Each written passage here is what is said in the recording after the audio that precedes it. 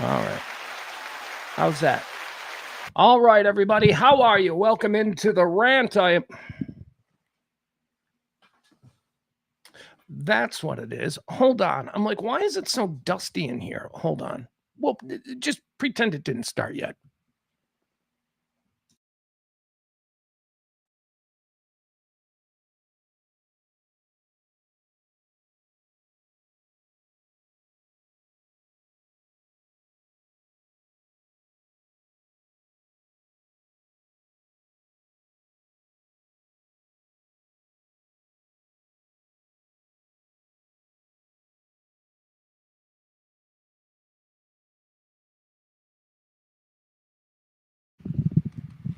All right, gang. I'm sorry. There we go. Now that's better. I had the blinds open. I gotta get my water out of here too. Folks, I have to tell you, full disclosure, because that's what we're about here on the Daily Rant. A mere minutes before we went live today, I suffered a gagging fit. Oh God, you guys, these allergies are killing me this year. I am worse than I was yesterday, and yesterday I was pretty damn bad. But I like to think I still gave you a show. Here's going to be the difference. Yesterday I took these pills that make me a little bit scrambled. And today I took twice as many. That's right. Today I took 2 of those. I took 1 yesterday. Anyway, I think I took too much. I have anybody who knows me knows that I am famous for my gag reflex. Hold on. I think, is my mic a little bit hot or is it just in my ears? Oh, 1, 2, 1, 2. I know I got that turned up loud. All right. 1, 2, 3, 4. Is it sexy, sick boy voice? Is that what we got? Sexy sick boy voice. All right, whatever. We're gonna work through this. I'm here because hey, look, Jeff Ballard's here. Look at Jeffy, our correspondent from the Iowa cornfields, Jeff Ballard. What is this? Is this good that you're here, or did you get laid off? You voted for it. I'm just saying. No, I'm kidding. I'm kidding. I hope that's not the case. It is nice to see Jeff. Jeff has been absent. Jeff has bigger fish to fry, putting food on the table for that lovely family of his out there, just struggling to get by. Nobody, when I think of the working class, you might think I think of, the people in these bungalow houses rode one block after another in cities like Chicago, Cleveland, New York. No, I'm talking about Jeff and his family out there on the farm. Or wherever. I don't know. It's Iowa, so I've got a whole brand that I've assigned to Jeff. He might live in a condo adjacent to a golf course. I don't know. But I do know this. I had a sinus flare up where actually the flare up started because I started to gag. And I think I started to gag because I hate taking pills. And I took 2 pills when normally I only take 1. So buckle up, Buttercup. Today's going to be fun. And I got to do at least 2 hours because I can't get in the car and drive after, I'm all shaky, but it'll be fun. Anyway, so I took these 2 pills and then I started to be like, bruh, bruh. I started to gag. People who know me know that I have a famous gag reflex. Back in the 90s, a very popular game on Chicago and syndicated Midwestern radio was Make Pugs Gag. That was always a fun game. They'd bring me into the studio and callers would line up one after another to try and tell a disgusting story, and anybody that could get me to go, they want a prize. 100% authentic too. That was an authentic game. So I have a gag reflex. So I started to gag after taking these 2 sinus pills. I started to gag. And then, because you see, with my sinuses, the drain goes into my stomach. I get sick and vomit. Oh God, you don't need all these details about my allergies. I either get sick or vomit or dry heave because my stomach gets upset because of all this drainage that goes in. See, and it gets like that. Minutes before we signed on today, you guys, I was sitting on the floor in the kitchen, sweating, not crying, but tears were coming out because stuff was coming out of any orifice that it could. Oh my God. So now we got these, we got all of these. Anyway, I'm feeling good. And thank you for indulging me. That stupid little story. Oh God. It's the stupid weather, man. It was cold last night. It was like in the 40s. It was 80 during the day. And then we woke up this morning and there's like frost on oh God. And then it's going to be 80 this weekend, but also it's going to rain. So that means the humidity, that I don't know what role that's going to play, but I know it ain't going to be good. Ugh. Okay. So anyway, we're doing it. We're barreling through. Here's why I want to barrel through, because my mama is also going through it, and she's fighting other battles that are making this really more inconvenient than, just having the sniffles the way I am battling through my allergies. But she's having a go, man. She's at home, but man, just I can tell because I'm going through it on my end. Apparently, we have the same genetics. All right. Yeah, I am really her kid. Documented, slid out of her and everything. So I'm going through it on my end, and I know how long and extended this particular allergy season has been. So keep a good thought for my mom, because whatever I'm going through, she's going through it 100 times worse. And man, is she a badass. Oh, God. Anyway. No, she's good. I mean, remember, she's probably sitting on her couch right now, maybe even watching this and counting her pills. Hopefully having a cocktail. Have a cocktail. It's midnight or noon. Have a cocktail. Get nice and drunk. All right. Let's see here. We've got to do our rewards, right? We start out each and every show. We treat the chat room like a Formula One race. We reward the podium. The podium is first place, second place, and third place. So let's take a look in our chat room.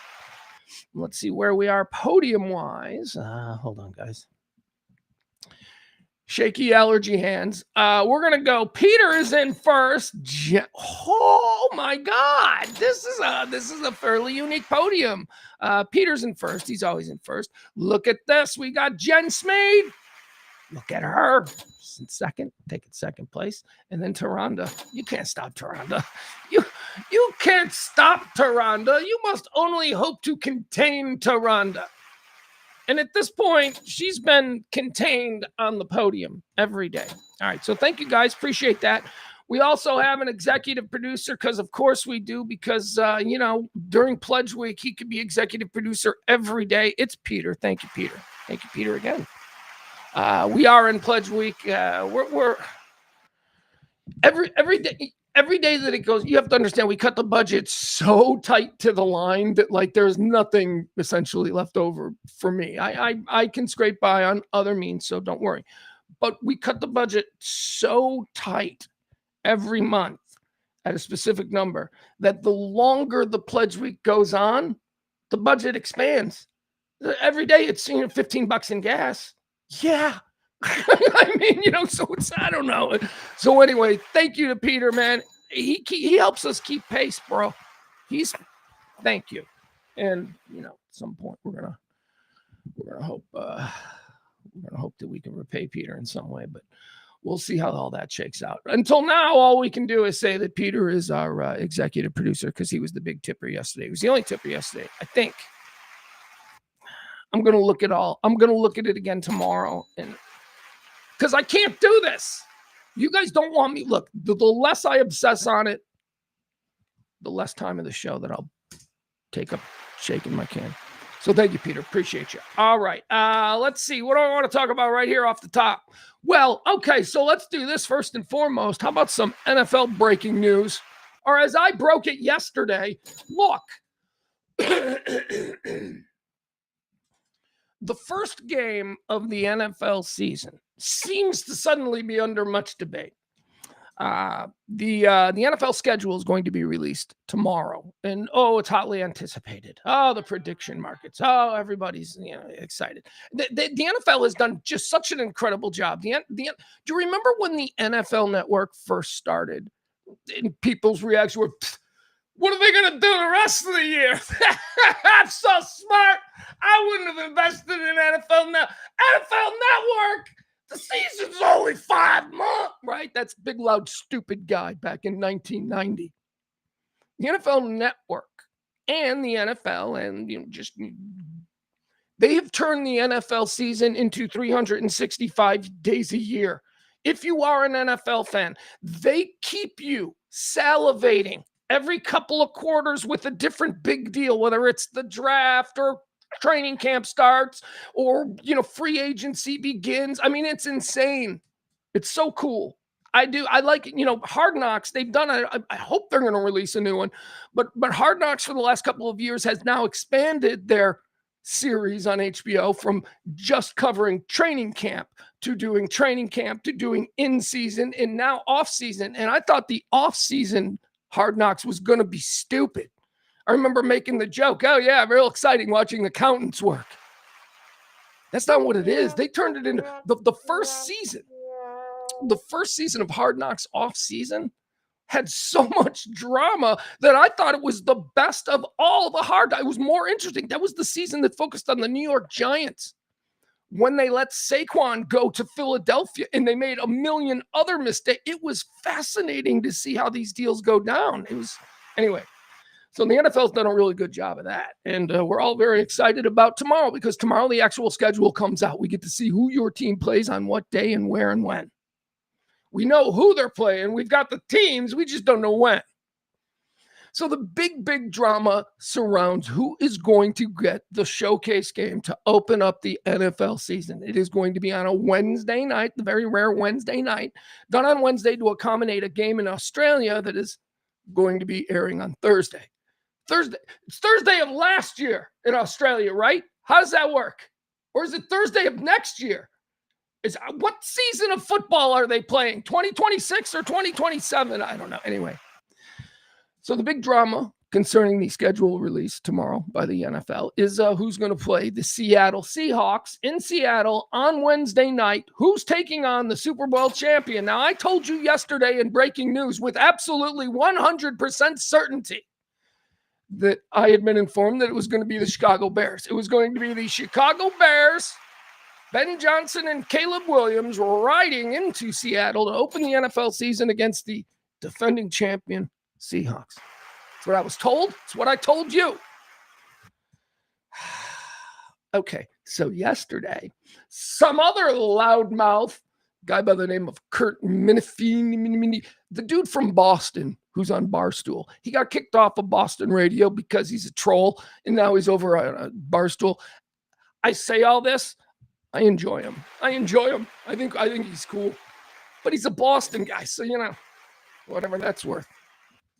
Where's my coffee? So anyway, oh my God, did I leave my coffee? I was having my fit, and I left my coffee. And I'm not even supposed to be having coffee. It was my treat, but I had a fit. Sneezing and choking fit. Anyway, Kurt Minifini, whatever his name is, there at Barstool. He goes on the air yesterday and he breaks that his source tells him that it's going to be the New England Patriots taking on the Seattle Seahawks.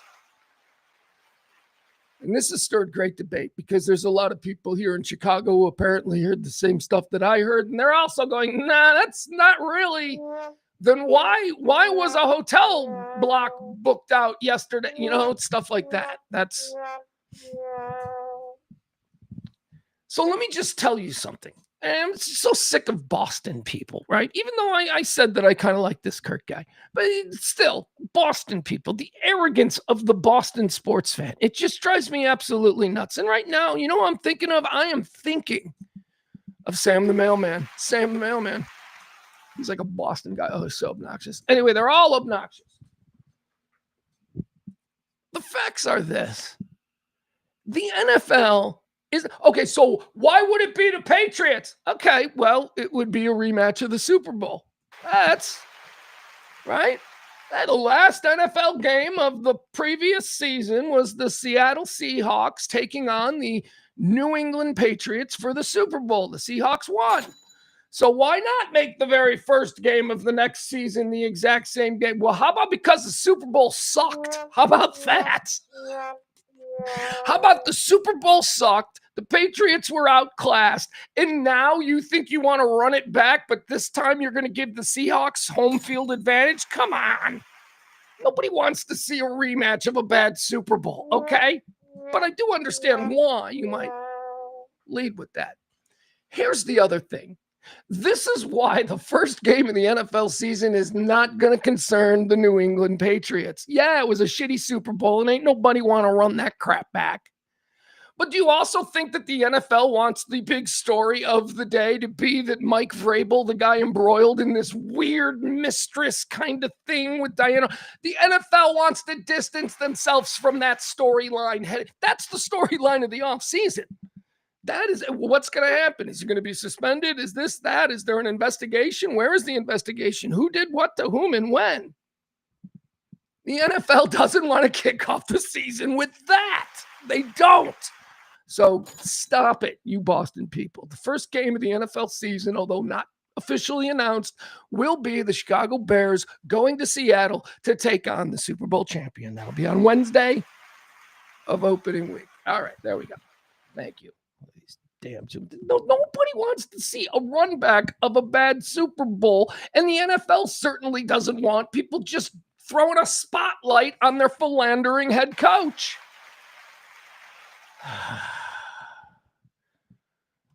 Peter says he was that guy back when NFL Network first started. Peter says, I was the guy who thought, how are they? Please, man, please. I wasn't. I was like, oh, this is cool. I certainly didn't know that they were going to turn so much entertainment, but I thought there was enough off-season interest in teams and free agency and stuff like that you could probably do a network. Now, I imagined it was going to be much the way it looked when it did debut, which was very limited live breaking coverage of things and a whole lot of NFL Films archives of like old games and stuff. And I was happy with that. I didn't realize, now we live in an era where that could be, or is 24/7, basically live and breaking NFL football coverage. Guys, I got to step away for a second. I got to go I was steeping tea, so I got to change it. I didn't bring it. So let me just go walk to the other room. Let me get a cup of coffee or a cup of tea. It's tea. Don't drink coffee. See? All right. Give me a quick break. Okay. I'll be right back. All right. Please. Honestly, like a minute.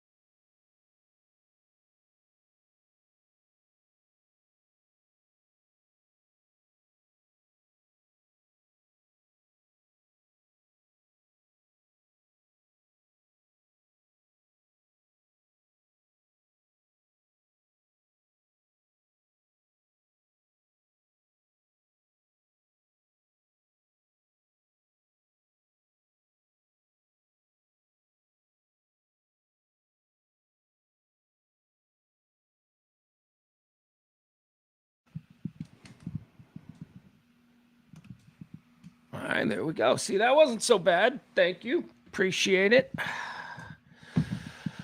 Let me get everything back. Let me get comfortable.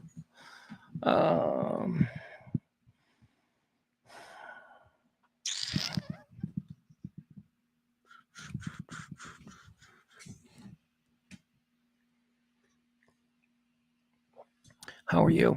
Are you guys good? Are you guys doing physically better than I am? I hope so. All right. Anybody I need to say hello?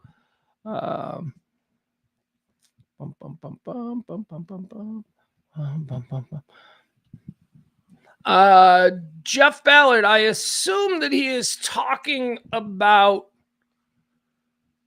Vrabel and Rossini here when he says they're grown adults.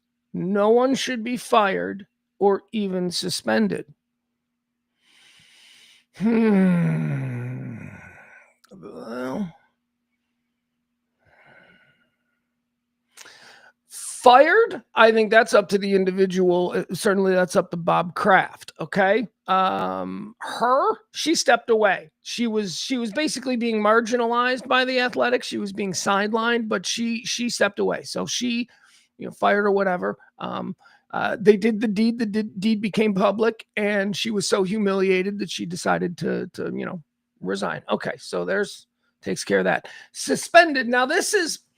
Suspended is the interesting part because the league has rules about how information is supposed to be disseminated, and just like we here in real life with the economy and with finances, there are these rules about insider trading and that sort of thing, and there appears to be some smoke where that fire is concerned here with the whole Diana Rossini and what was she telling him, but what was he telling her?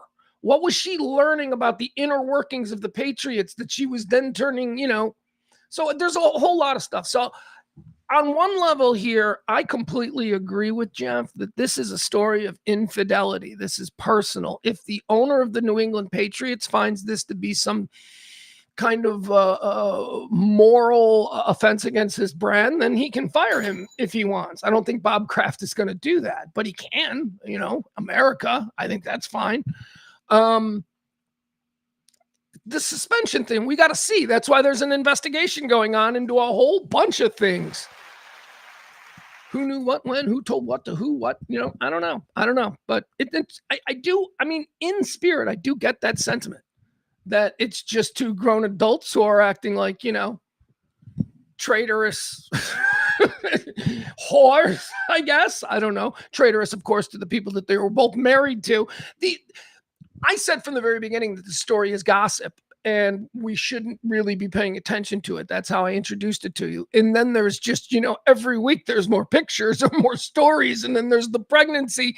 And then there's the baby that was named Mike. And you're like, is that a coincidence? And then there's the videos of her and Mike Vrabel while she's big and pregnant with the baby that will be named Mike. It's just all so juicy. Let's see here. Adam also opining on the NFL. He says, let's not forget that the NFL Network never made money itself. That's why they sold to ESPN. But yes, obviously did increase interest in the league through the season and off season. All right. Sorry. Don't worry. I'm going to muscle through this. We're going to be just fine. My voice is going to hold out. And if it doesn't, you know what? I'll just be belching dust. I'll just be out here. We'll make it through.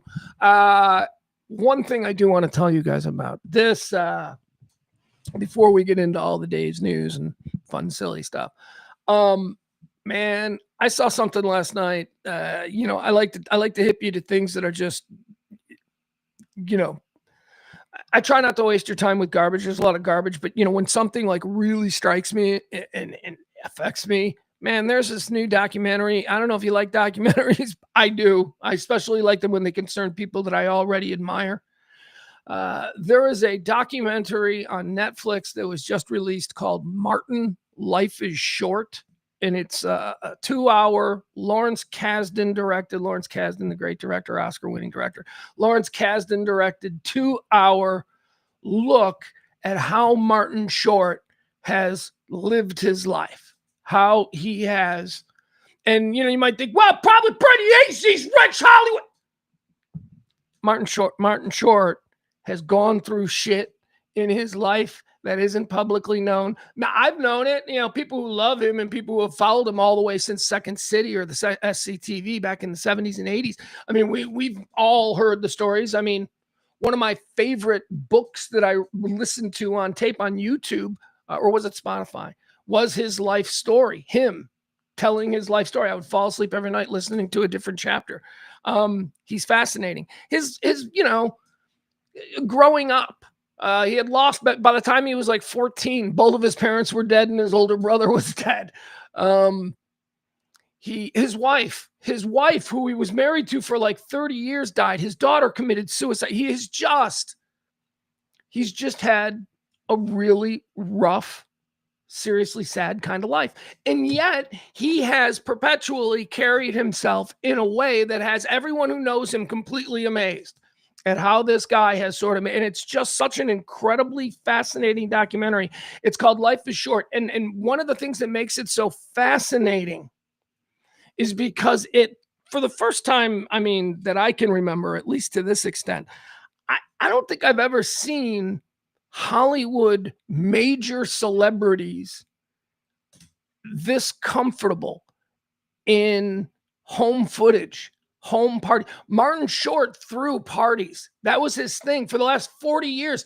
He threw these, not the Hollywood parties we're led to believe, but he threw these family parties for other friends of his that had families and kids that were the same age as his kids.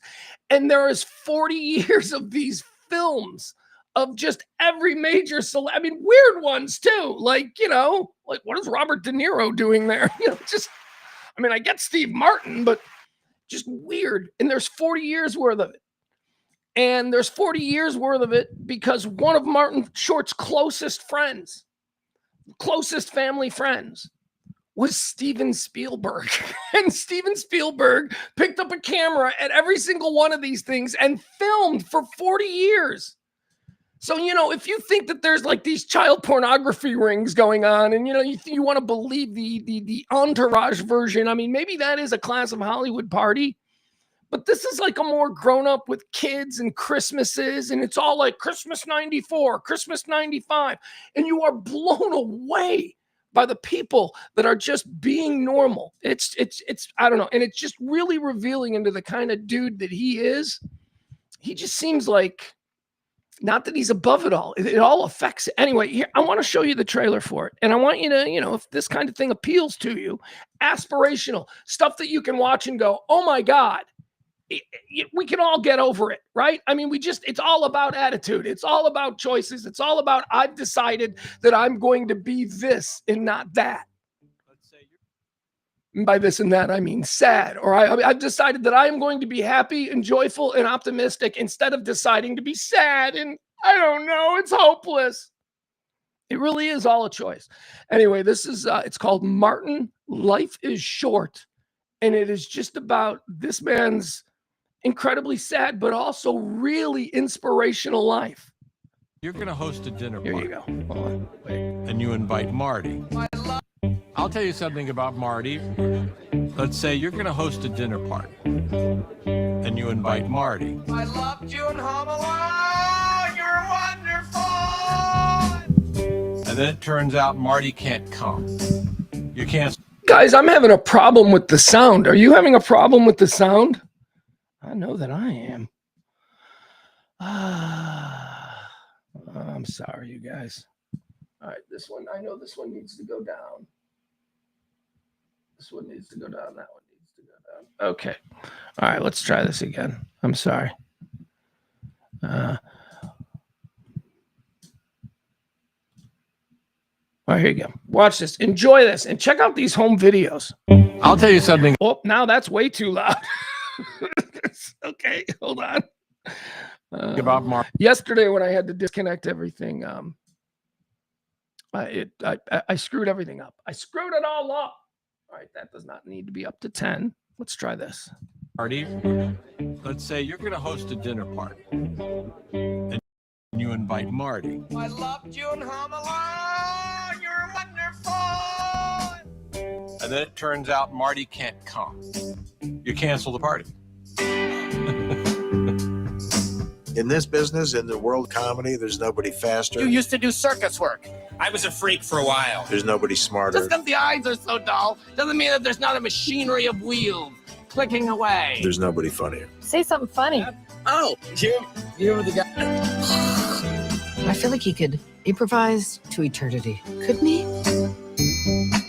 There's only one way out, so we should jump. Okay, so this is a good example of what I was talking about. All right, what you're seeing here is Tom Hanks and Martin Short on a vacation, a family. They're at Martin Short's lake house. They're out on a boat, and Martin Short and Tom Hanks with Steven Spielberg directing. Spielberg is holding the camera.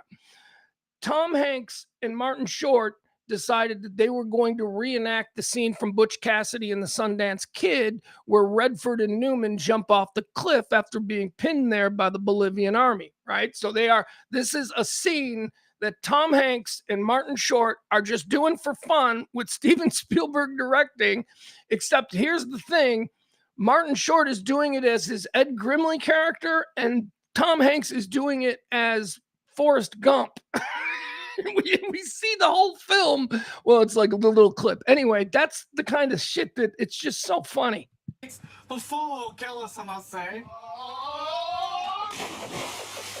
in the greatest profession in the world. I'm so damn lucky. How do I keep it going?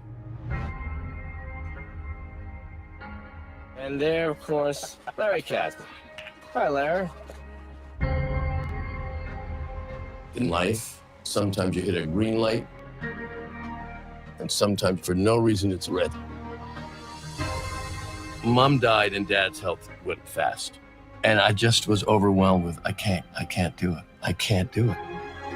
We had a speed dial to the funeral parlor. Yes. But there were laughs during those years. But that's the point. Being a dad, it's as genuine as his breath. Marty operates at the speed of joy. Should I pick the kids up? Oh, my God. Oh, my dear Lord in heaven. Marty showed me it's very important how you carry yourself through all of these experiences. Marty is good at life. Did you hear them making a documentary about Martin Short? Yeah, well, they're making a documentary on everyone. Literally every human being that existed. Oh, yeah, there you go. All right, it's called Martin, Life is Short. It's brand new on Netflix. I watched it. Hold on. There we go. I watched it last night. Oh, it's really good. It's really good. It's one of the better. There's a whole slew of these that have come out recently. Albert Brooks. There's a nice one on Mel Brooks. What else? Who else got one recently? I don't know. A whole bunch of them. Anyway, this is a very good one. The Life of Martin Short. It's not what you think. Oh, by the way, here's a fun fact. Are you ready for this? How do I phrase this so that it doesn't implicate anyone? Steve Martin is apparently a jerk off in real life, just to everyday regular people in real life. Okay, here's how I know. I know somebody who has a child. There you go. Who works for I don't even want to say that. I don't want to say. Fuck it. Julia Louis-Dreyfus. All right. I know somebody who has a kid who works for Julia Louis-Dreyfus. Okay. And Steve Martin is apparently an asshole. He's just at a party or something. He was rude, and I don't know. There's one. I don't like to tell those stories because people have bad days, and if you have a bad day, with a random cocktail waitress server or something, that cocktail waitress server, and you're famous enough, that cocktail waitress server then will infect for life whatever her personal universe is about what a dick you are in real life. And it may have just been a one-off. I don't know, but. Apparently, Steve Martin does not have a fan. Apparently, he's not a nice guy. Anyway, moving on. There you have it. It's called Martin, Life is Short. It premiered last night on Netflix, and I watched it last night, and it's terrific. All right. Let's get into today's big stories, the stuff that we want to talk about here. Rat virus. Let's do some rat virus talk. All right, the rat virus. It's the hantavirus from the boat. The boat is empty. The boat is being dragged back to I don't know, whatever frozen Nordic country it's from, Netherlands or something. I don't know. I only give you the basics. It's a very drunk history kind of way to look at current events. So it's being dragged back to its port in whatever, frozen Viking city it came from. And they're going to clean it. They're like, oh, it's going to go through a they got to rename this boat, right? You can't just, you got to repaint it. Now, you can't just clean this boat. This is the rat virus boat forever. And it's too expensive to just junk. So, you know, what they'll do is they'll take it out of service. They'll say they're retiring the rat virus boat.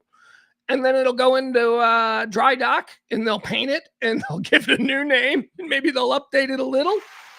It'll be back as their latest ship and no one will be the wiser. All right, so here we go. Let's see. What is the latest? Okay, so we got this Director General of the World Health Organization. His name is Tedros Adhanom. Oh, God, this last name. You guys, this last name. Are you ready? Are you ready to try? Okay. You think I'm an idiot for struggling? Here's this Director of the World Health Organization's last name.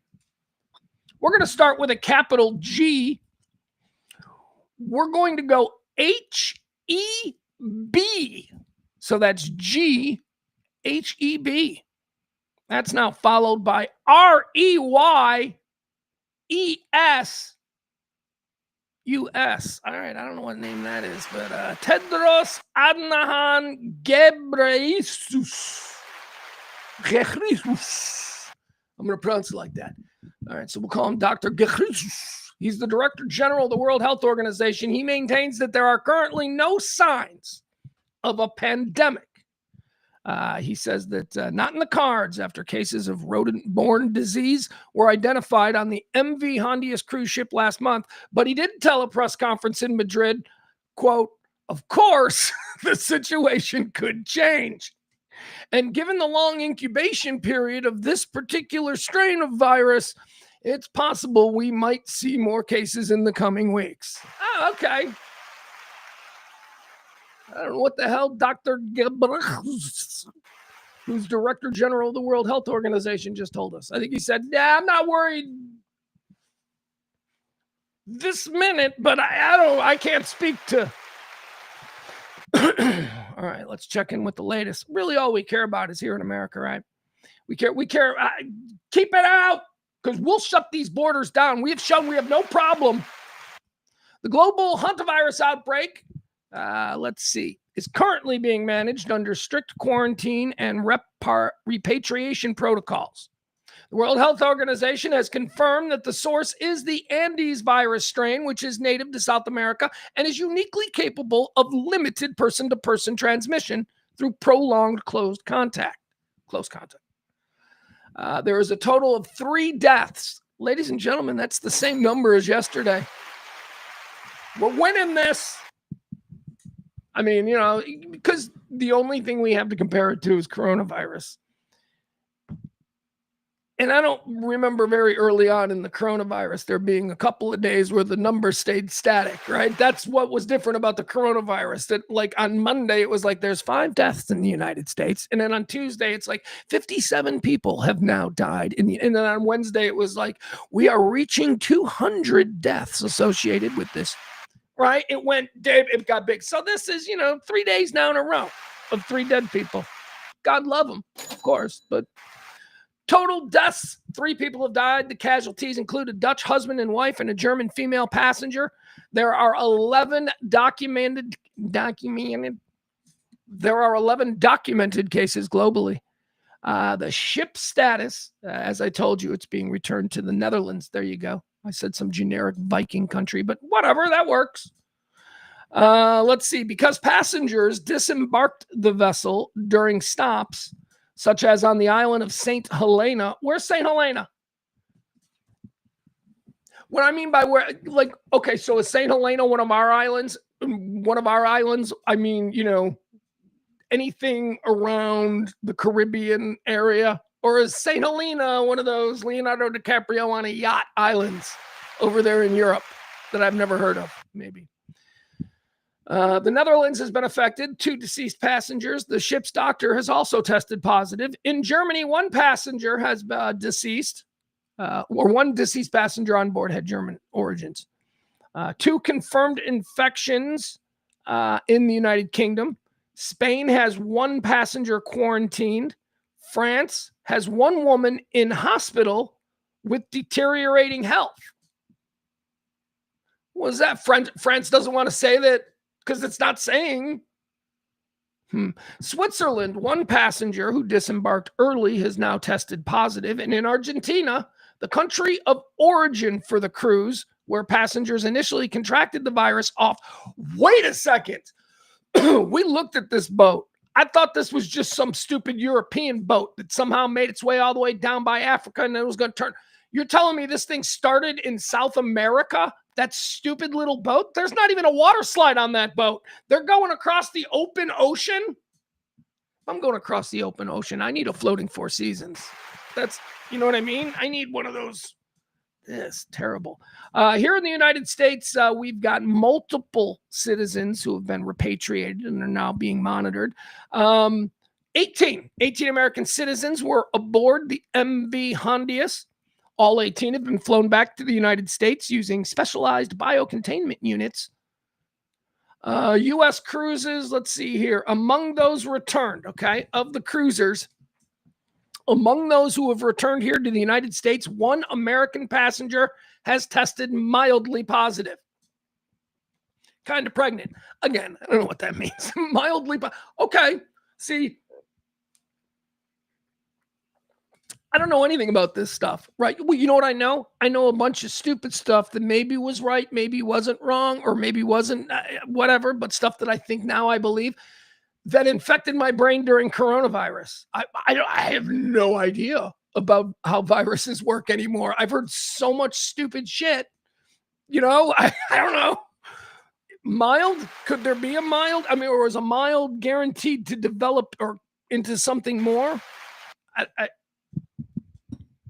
Early disembarkment monitoring, it says here. Wait a second. It says here, one passenger is tested mildly positive for the Andes strain via PCR testing. A second American passenger is displaying mild symptoms and is being closely monitored.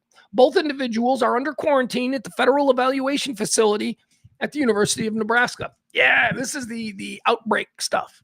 Remember the movie Outbreak? Guess we got to watch Outbreak again. Outbreak. I rewatched Outbreak. Outbreak went to #1 on Netflix like the opening month of Corona because everybody was like, "Oh, Dustin Hoffman made a movie about this."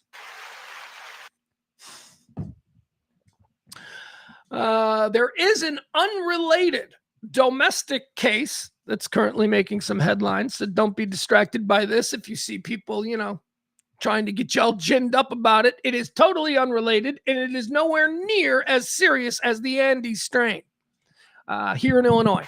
The Illinois Department of Public Health is investigating a separate local hantavirus case in Winnebago County, rural, out there in the woods. You know what's going on here. This domestic case is entirely unrelated to the cruise ship as it involves a domestic North American strain, Sin Nombre virus, contracted from local deer mice, which does not spread from person to person. Okay, so saw that on Twitter today. I was like, I got to find out about this one. People are like, it's breaking out in Illinois. No, stupid. It's different. It's totally different. All right. All right, what else do we have here? Let's see. So Trump's in China. Trump's over there in China. He brought a plane full of ballers, if you will. I guess Elon's with him. I got, big, Trump showed up in China. Let me tell you something. Xi Jinping did not greet him at the airport. Apparently, this is a big deal. I don't know if it's a big deal or not. Apparently, it's a big deal. And I know it's a big deal because the far right on social media, the MAGA crowd, they're totally overcompensating for it. And the left is like totally saying it's a huge deal. So I don't know. I think maybe it's a deal. I think I would have expected the president of China to be there at the airport to greet the president of the United States and not 100 singing kids waving flags. That's what was there. Bunch of kids singing. I think I'm getting knocked down, but I get up again. I think that's what they were singing. President Donald Trump is arriving in Beijing in a role. He brought Eric. Eric's going to cut some side deals. You just know that. That's why Eric's there. Eric's there for, real shady reasons. And then he's got Tim Cook. Tim Cook, the outgoing guy who runs Apple. Tim Cook is there. Everybody's there. I think Dick Portillo, the guy who runs Portillo's, I think he's there. President Donald Trump is arriving in Beijing in a role that he isn't used to, a supplicant asking for favors. Okay. The White House has said the meeting between Trump and Chinese leader Xi Jinping on Thursday and Friday will focus on trade, fentanyl, and the war in Iran, all areas where the Trump administration has had little luck getting deals or concessions from China. That means Trump will be hard-pressed to deliver the big outcomes he's promised for weeks. Trump pitched the meeting as a monumental event back in March and announced on Truth Social last month that he expects nothing less than a big fat hug from Xi. Xi couldn't even be bothered to meet you at the airport, Mr. President. Unless he was somewhere else. You know, I'm just going off half-cocked. Heard the vice president of China was there, the vice president and, the ambassador to the U.S., and then a whole bunch of singing kids. It says here, the White House has said that the meeting between Trump and Chinese leader Xi Jinping on Thursday and Friday will focus on trade, fentanyl, and the war in Iran, all areas the Trump administration has had little luck getting deals or concessions from China. That means Trump will be hard-pressed to deliver the big outcomes that he had promised for weeks on his social media. Beijing hasn't provided any summit agenda details. Trump and Xi, is that how we do it? Xi, see, I thought in Asia, it was the opposite of us. Okay, stupid white man gonna try and walk a trapeze of cultural bigotry or whatever. I don't even know what this is. So I thought Chinese, I'm just gonna talk like a regular dude. I thought Chinese dudes, I thought their first name was their last name and their last name was their first name. So, like, it's, anyway, I'm not gonna get hung up on it. I'm not going to get hung up on what we're supposed to call him. We're calling him Xi here. I thought that was his last name. Beijing hasn't provided any summit details. Trump and Xi will discuss major issues concerning China-U.S. relations and world peace and development. China Foreign Ministry spokesman Guo Jiakun said Monday. Trump himself has given a variety of answers as to what will be on the agenda. On Monday, he said that Iran and energy were both on the list, while on Tuesday, he walked back those comments before leaving the White House, saying, "We have a lot of things to discuss. I wouldn't say Iran is one of them, to be honest with you, because we have Iran very much under control." Wink, wink. He's going there. He is going there to get China to help us open the strait. All of this bullshit, why he's walking it back, all of these things that are on the agenda, that is nothing. He is going there with all of these important business people who run huge companies who are being affected by the strait. He is going there with all of these people. And for some reason, Brett Ratner, filmmaker, but like bad filmmaker, Brett Ratner, the director, is there. Why? I don't know. He's going there with all of these people to try and get China to help him open the strait. That's what this is about. Now, this is not what this was originally about. It was originally about much larger things. There were hopes back in March that, Trump and Xi could, I joked about it yesterday, create a G2. Trump is very confident in his charisma and his charm. And Trump believes that he can seduce Xi into becoming his trading partner, and then maybe Trump's dreams of having this monolithic economic super horse, the G2 of his dreams, that's probably what he was hoping for back in March. But things have changed, man. This war is not going. We need to get the strait open, and it's China who is benefiting most from this chaos. China's ships are moving freely. Iran is allowing China to go, and we're allowing China to go. Nobody is screwing with China. So that's what this is about. They won't tell you so much. Well, I mean, certain people will. The official White House won't tell you as much. He'll never tell you as much, but they're going hand in hand. What do you want? What do you want to help us get the strait open? Anyway, that's what it's about. Beijing hasn't provided any summit agendas. It says it's a shrinking summit. Zach Cooper, a former assistant to the Deputy National Security Advisor in George W. Bush's administration, said he regularly meets with administration and Chinese officials. He said, it's pretty clear that the Trump team is in a very difficult position, and it's very possible Trump goes to Beijing preoccupied and extremely weakened. And Brett Ratner is there, ladies and gentlemen. Hollywood, Me Too'd, doesn't really, he got in a lot of trouble during Me Too, and we're all just ignoring it for some reason. Because Brett Ratner is one of them big Israel supporters. He is. It's weird how maybe if Harvey Weinstein had been a bit more of a, Zionist, a bit more of a, he wouldn't be going through this. Brett Ratner. Okay, Brett Ratner, the Hollywood director and Jeffrey Epstein associate, who has been accused of rape and sexual misconduct by multiple women over the years, was also traveling with the president. Ratner was the producer and director of Melania. There you go. That's the connection. Ratner was the producer and director of Melania, the documentary film about First Lady Melania Trump. He will be scouting locations for his upcoming film, Rush Hour 4, while in China. So he's just hitching a ride on the taxpayer's dime? Brett Ratner? Because Trump likes to hang around with disgraced film directors who treat his wife like she's a movie star? Oh my God. Don't get backed into a corner on that. Don't take the bait. The petty shit. See, I'm not taking the petty shit anymore. There are so many little things that can trigger me, but I ain't taking the petty shit. Brett Ratner wants to go with you on a trip. I don't care. That's fine. Brett Ratner can go. How about a couple of members of Saved by the Bell? I think they'd like to go too. Zach wants to hitch a ride to China. I hear Saved by the Bell is very popular in China. Bring him. No, Mr. President, we can't bring Screech. Somebody tell him what happened to Screech.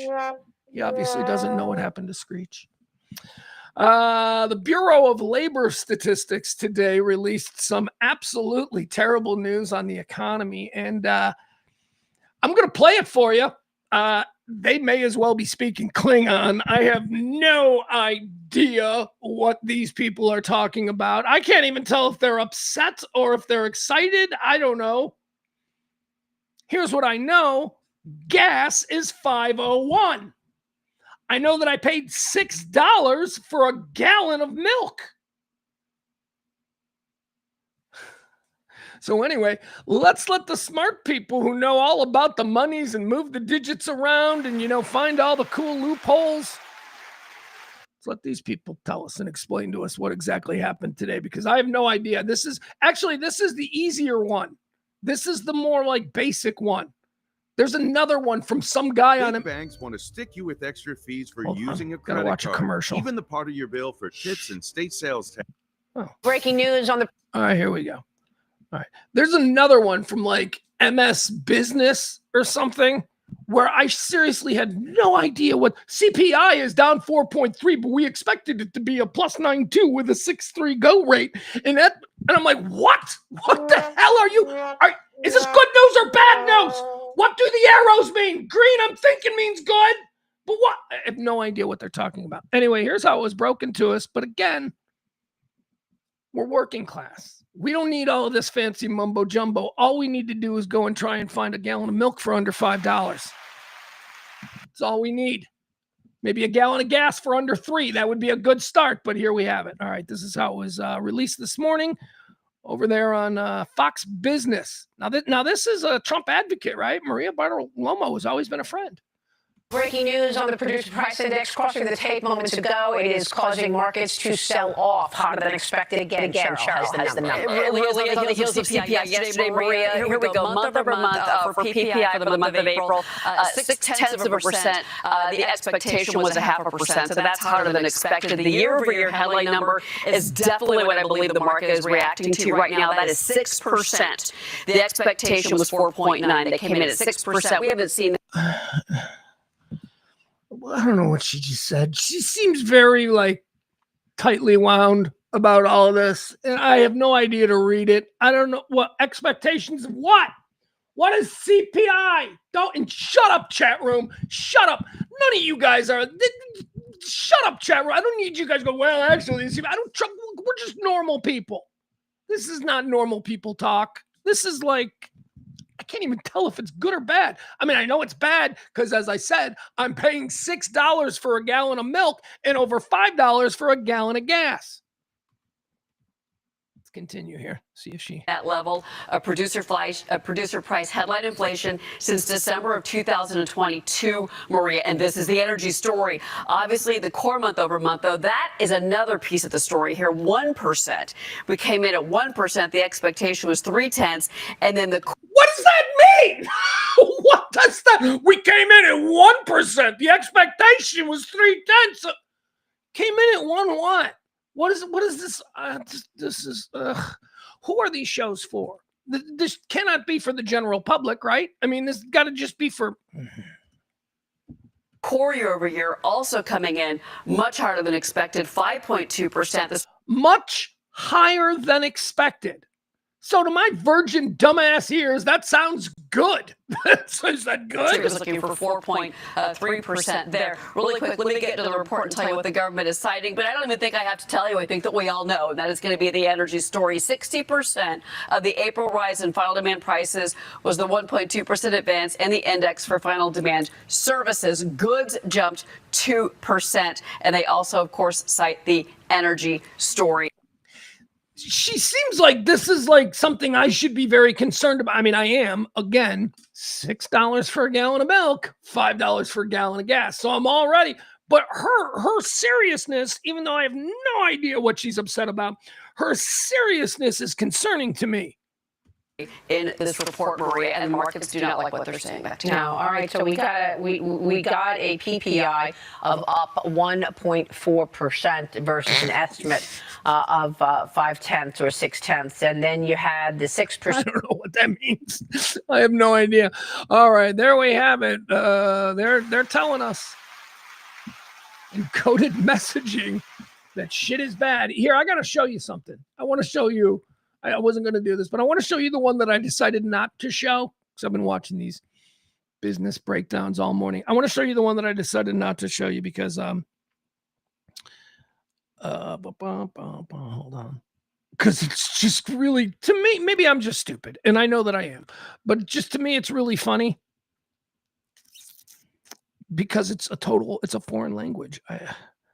Let's see here.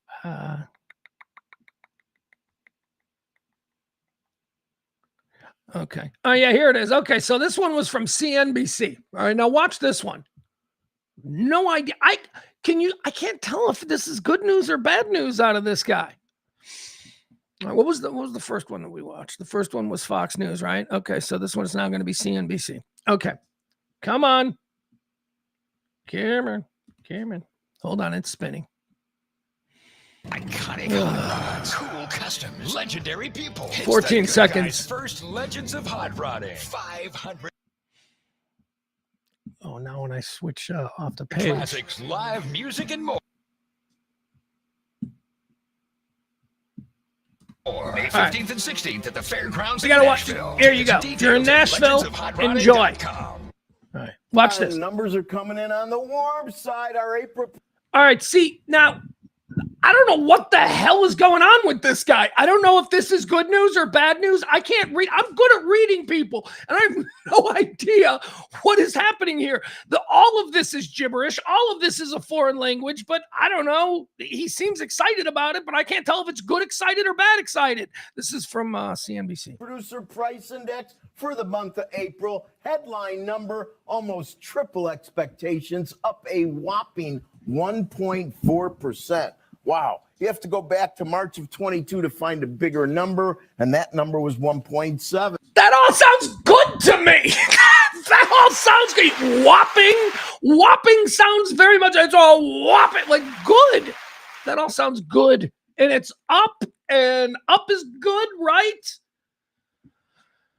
Now, if we strip out the all-important food and energy, we're also at a triple header here. We're expecting up 0.3. What does that mean? Strip out food and energy. What are we talking about? We end up with up 1%. Up 1% would be the warmest since, wow, Also, March of 20. Warm is good, right? Warm is better than cold. I have no idea. Seriously, this guy is confusing the fuck out of me. 2. Now, if we go to the X-Food Energy and Trade, it's double expectations. We're looking for up 0.3. It comes out up 0.6. That sounds great to me. It's the double of expectations. That's good. No? That equals October of last year. To find a higher number, you're in July of last year. Now, last look, the month-over-month numbers were much more well-behaved. It was the year-over-year numbers that were hot. And boy, you were talking about calcium and year-over-year. These are hot. We're expecting 4.8, 4.9, depending who you talk to on year-over-year. He seems very happy.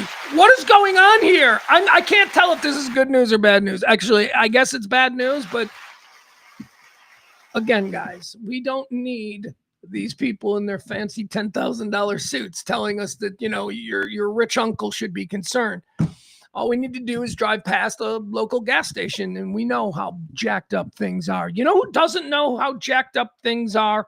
The President of the United States. I want to play this for you because this I told you I'm not gonna take the bait on the petty shit anymore. But there is important shit. There is important shit that I will comment on when it comes to this guy. Here's the president. I guess he was leaving on Marine One for the flight to China yesterday. He was asked about our current situation, what I was just complaining about, the price of gasoline, the price of milk, the economic pain that the middle and working class of this country is under right now. Now, you can say that maybe we haven't reached the tipping point yet. No, but we can all see here that it ain't getting better anytime soon.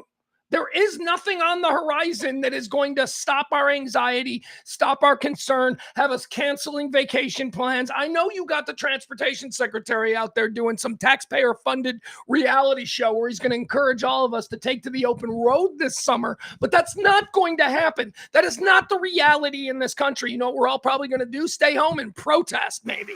I don't know. But here's the President of the United States being directly asked about how we're struggling and what he thinks about the current economic situation of we the people.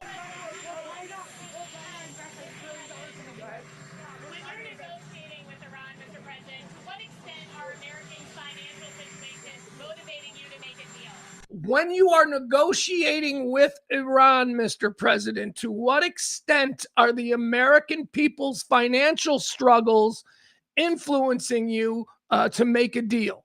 That's the question. How much do you fucking care about what you're putting us through? Is the question. And here's his answer. I'll play it again for you.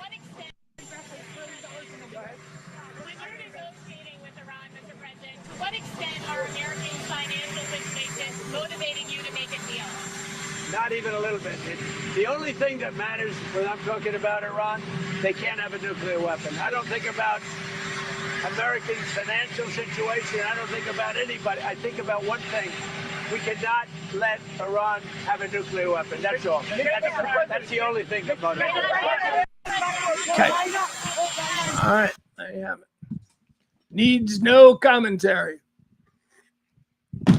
We get it. I've been telling you, this is a guy who doesn't think that's a problem. This is a guy who has never in his life driven past one gas station to go to the one on the other corner because it was 3 cents less. He doesn't understand this. He's never been food shopping. He has never in his life had a money concern more so than, can we get $1.5 billion to keep the failing casino open? Right? Those are the kinds of money concerns he has. He has never worried about food for next week.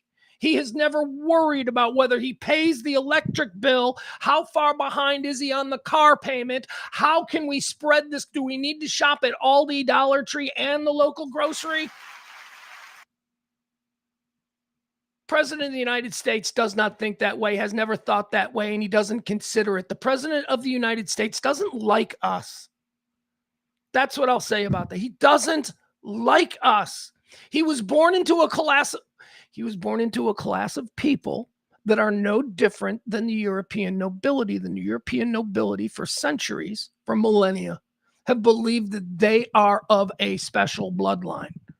Here in America, we don't have kings, but we still have that attitude and that mentality, especially among our super rich. And that is where he comes from. So what else do I have to say about that? I have to say this. He hates you. He hates me. He hates all of us.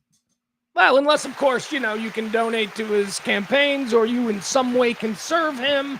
But also remember, you better bend over and grab your ankles because he requires that too. How much do the financial struggles of the people affect you when you're negotiating? Not at all. I don't let it bother me at all. I don't think about them at all. We need a statesman. We need a leader. It's so disgusting. All right. Let's see here. What else do we have? Let's move on. Oh, this was some massive news that I heard while I was driving into the studio this morning. What is wrong with us? I'm going to let CNN explain it to you. CNN broke this. They were the first ones. When I drive in the morning, I have CNN on my little phone. So they broke this. This happened about 9:30 this morning, I think. I don't know. I was just getting on 294 57 when I saw the CNN breaking. Here it is. Yeah, it concerns Alex Murdaugh. They're letting him go, you guys. Alex Murdaugh. Of the great state of Minnesota. Oh my God. I hate media. I so hate using videos from media. They're just, first of all, the skip ad doesn't work. Watch. See, I just hit skip ad. It doesn't work. It never works. But they trick you for a moment into thinking they're cool like that, but then they don't actually let you skip it.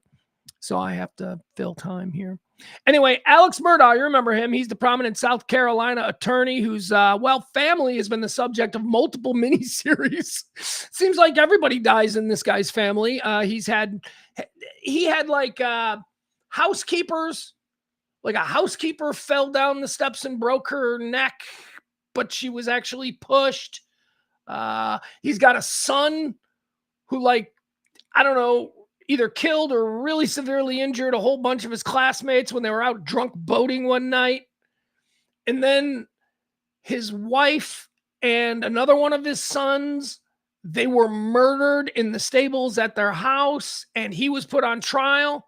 They thought, oh, you murdered your wife. So this is Alex Murdaugh, and he was put on trial. He comes from an incredibly well-connected South Carolina family. All of those other things before him being accused of murdering his wife and child, all those other things were covered up because of the connections that the Murdaugh family had in this particular area of South Carolina. So once it became too serious for local and county influence to stop it, the cat was out of the bag. So we've seen a million of these Murdaugh docuseries, true crimes, miniseries, whatever.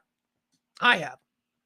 And 2 years ago, he was sentenced to death or convicted. I don't know what his sentence was. Do they have I would think South Carolina's killing people. I would think that they have a little bit of that in them.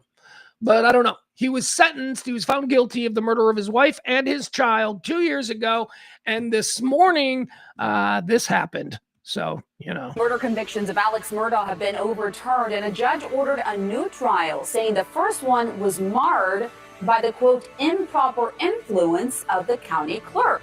Murdaugh was convicted of killing his wife and son back in June of 2021. I want to bring in attorney Ariva Martin right now. She's joining us on the phone. Ariva, how significant is this, and how often does this happen?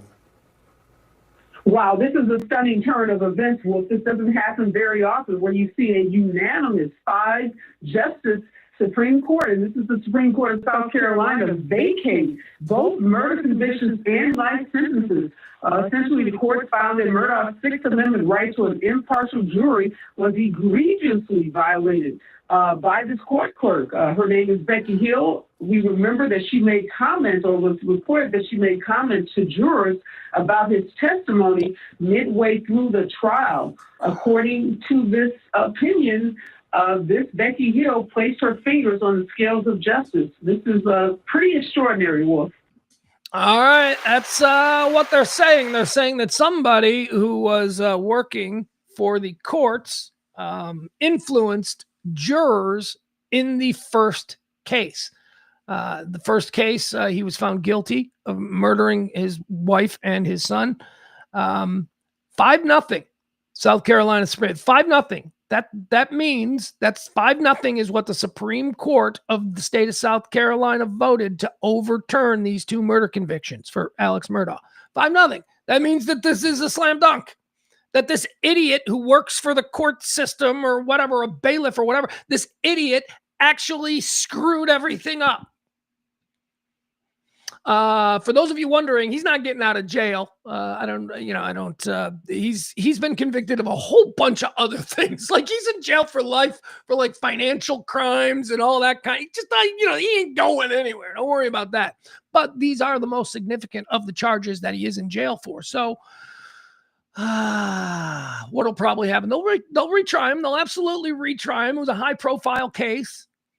This is going to cost the county. The county screwed up. Somebody's losing their job. I might even see charges against that juror. I don't know if we've already gone there, but there might already be charges against that person. Because, there you have. Apparently, it's without question that the jury was tampered with by somebody, and the judge's ruling, the Supreme Court of South Carolina ruled that somebody did place their fingers on the scales of justice. So there we have it. So now maybe we'll get a whole bunch more true crimes about Alex Murdaugh. Maybe he'll be set free in this next trial. No, he won't. Because, again, he's been convicted of a whole bunch of shit. Not the least of which, hiring a hitman. Yeah. He was convicted of hiring a hitman. If that was just the only charge, getting convicted of hiring a hitman, you would probably be in jail for like 15, 20 years. Hiring a hitman, that's serious. What's interesting about this case is he hired a hitman to kill himself. He hired a hitman and then made himself the target. Don't you remember that crazy story?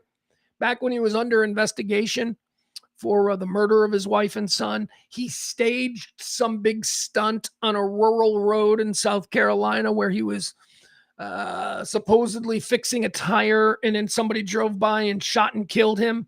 Like, that was the plan. He paid a guy to drive by as he was changing a tire or something and kill him.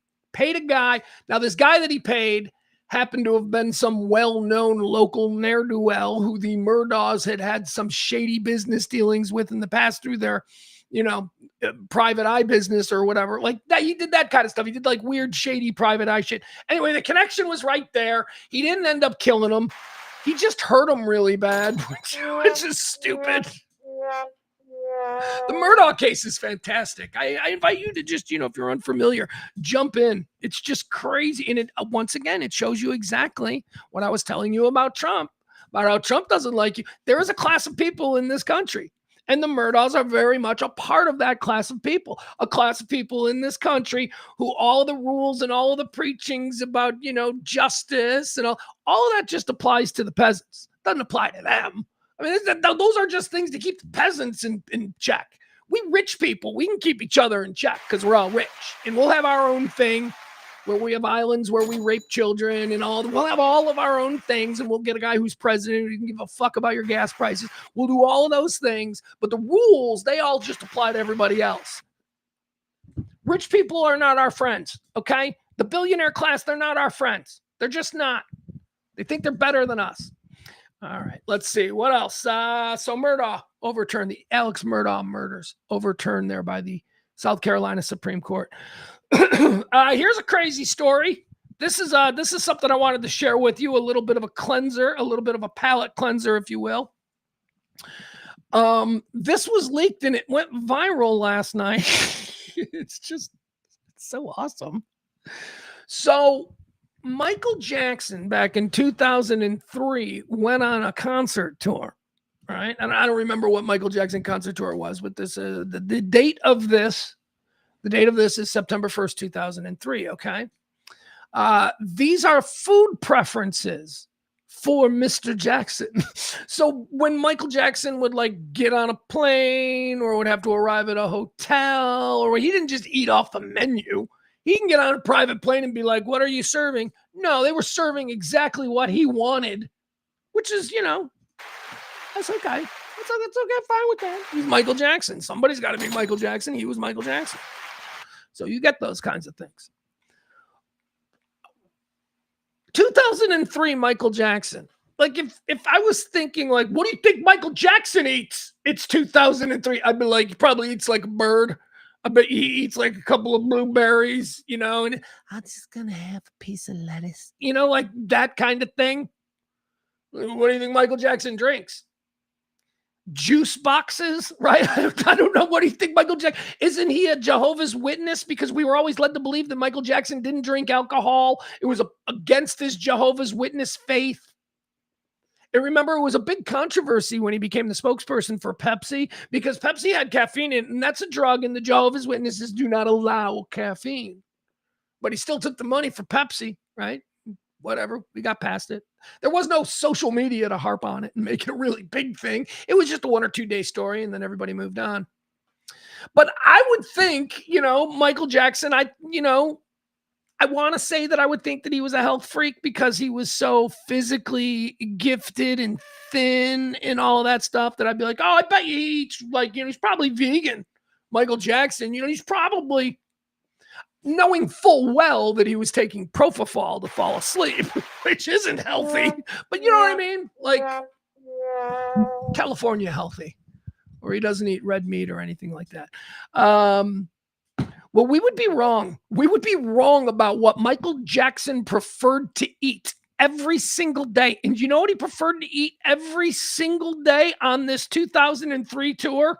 Breakfast, lunch, and dinner. Do you know what Michael Jackson wanted? Kentucky Fried Chicken. Kentucky. All right, here, we're going to go through it, okay? Michael Jackson, food profile.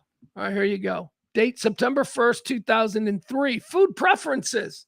For breakfast, Michael Jackson prefers KFC original chicken breasts, mashed potatoes, corn, biscuits, scrambled eggs with strawberry jelly, gravy and spray butter, salmon lox, low-fat wheat bagels, low-fat cream cheese, fruit plate, and a whole fruit spread, especially oranges, grapes, apples, and bananas. He's eating a full Kentucky Fried Chicken dinner for breakfast. That's how Michael Jackson eats breakfast. That's breakfast. You want to hear lunch? All right, here we go. Hold on.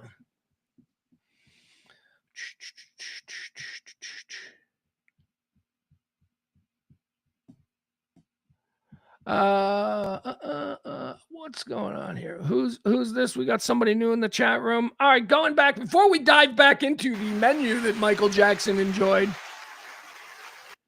Mirzinski. All right, says, maybe a dumb question. Can the defense, we're going back to the Murdaugh trial, big announcement this morning. The Supreme Court of South Carolina voted 5-0 to overturn the 2 murder convictions of Alex Murdaugh's wife and child. Maybe a dumb question. Can the defense now ask for a change of venue for trial, for the new trial? Not saying he's innocent, but it's going to be really hard to find jurors who know nothing about the case. Ain't that the truth, boy? I don't know. Yeah, I don't know. It's good. I don't know. I'm not familiar with law in general, or, South Carolina circuit law. I don't know. But no, you're absolutely, that's a great point. How does Alex Murdaugh, everybody knows who Alex Murdaugh is, right? Anybody who's got Hulu, anybody who's got Netflix, dude's all over. All right, let's go back to Michael Jackson's food profile. Here we go. All right, so talked about breakfast. He starts off the day with KFC. It's crazy. But also not only, see, Michael Jackson is doing something here for breakfast that I find absolutely repulsive. And if I think about it too much, I will start to gag. Here's what he's doing. For breakfast, Michael Jackson likes KFC original chicken breasts and scrambled eggs. Oh my God, no, dude, I could never eat chicken for breakfast. I could not if I'm having eggs. I can't have chicken and eggs. I can't have the mama and the babies. It's like, oh my God, it's like the breakfast version of the My Lai massacre. I'm not eating eggs with chicken. That just seems a little bit too harsh. One at a time, I can wrap my mind around one at a time. He's doing KFC original chicken breast and scrambled eggs for breakfast. That's gross. All right, for lunch, let's find out what Michael Jackson wanted for lunch every day.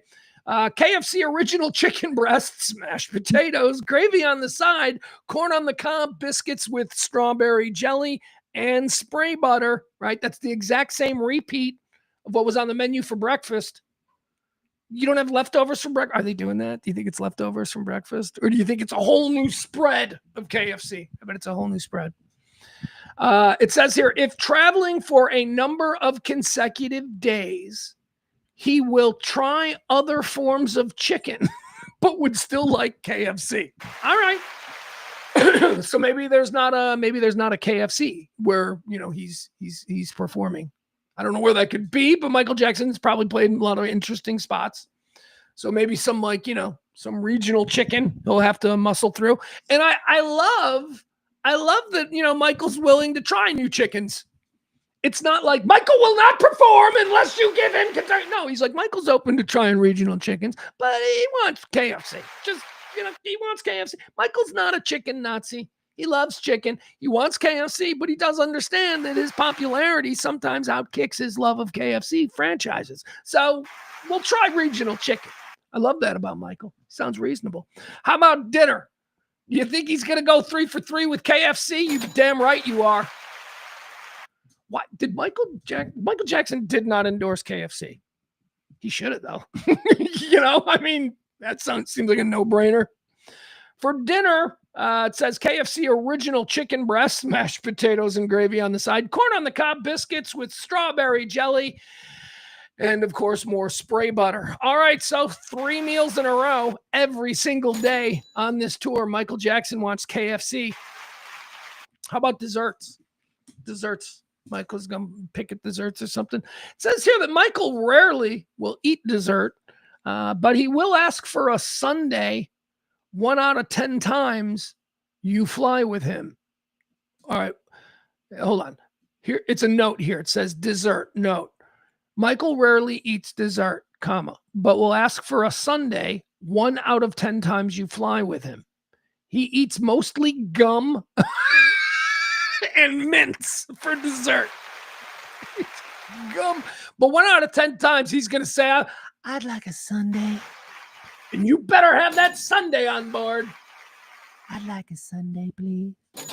Beverage preference. This is interesting. So what is he drinking, right? Because remember the whole Jehovah's Witness thing, and he was violating his Jehovah's Witness stuff because caffeine, that's a drug and you can't have that. All right, so this is going to be interesting.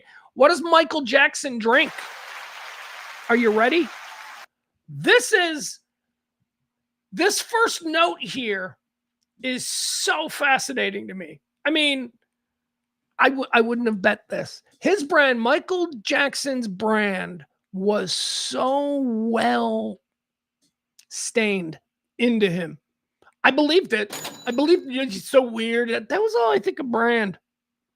Because what I'm about to tell you about Michael Jackson's beverage preferences, beverage preferences.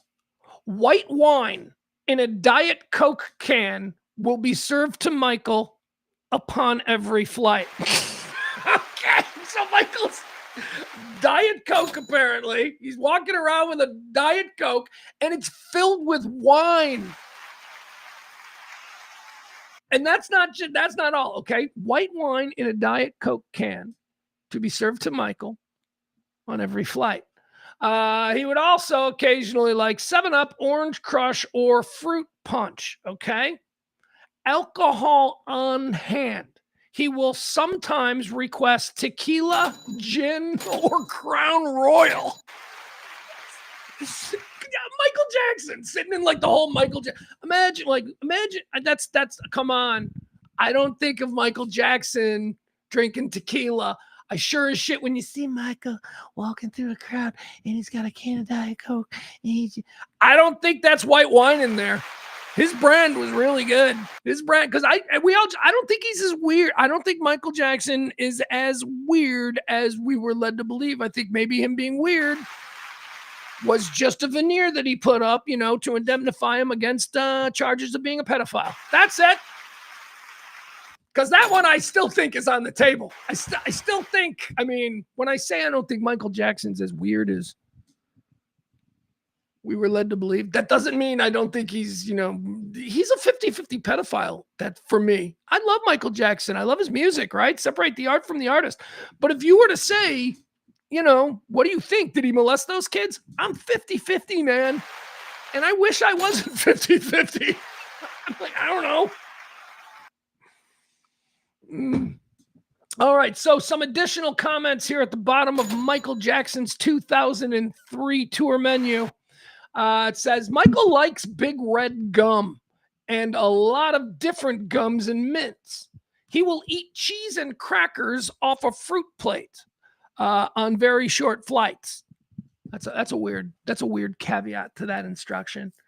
So now there's some stewardess who is just, bending over backwards to please Michael. There's some stewardess who's got to figure, is this what constitutes a short flight? This is Cleveland. This is Cleveland to Boston. Is this a short flight? Or anyway, goes on to say that Michael will eat cheese and crackers on a fruit plate during very short flights. He's a very timid flyer, but will get out of his seat during takeoff and landing. Wait, that's exactly what you're not supposed to do. I bet he's a little kid. He wants to have fun. I bet he thinks that'll be fun. So he's a timid flyer, but on takeoffs and landings, Michael Jackson is walking around just because he wants to. Is that what I'm getting from this? I'm going to read that again. Michael's a very timid flyer, but will get out of his seat during takeoff and landing. Be prepared to clean a lot after he departs. Please, no chocolate, peanut butter, broccoli, or strong scented foods. Oh, apparently Michael doesn't want that. The Filipino family who was living on the plane before Michael left a stench. And anyway, that's interesting. KFC breakfast. That's what Michael likes. Or not KFC breakfast, KFC. KFC dinners, full-fledged KFC dinners for breakfast, lunch, and dinner. And he likes Crown Royal and white wine in a Coke can. Again, I don't think he's as weird as maybe we were all led to believe. I mean, I still think that he might be a child molester, but I don't think he's like, remember, it was like, what's he want with the Elephant Man bones? And our minds were all like, oh, he's going to do some secret. He's a weirdo. No, probably just wanted them because he could have them and he knew people would freak out about him having them. That's why a normal guy gets the Elephant Man bones, but we weren't accepting of that. We were like, what's he want them for?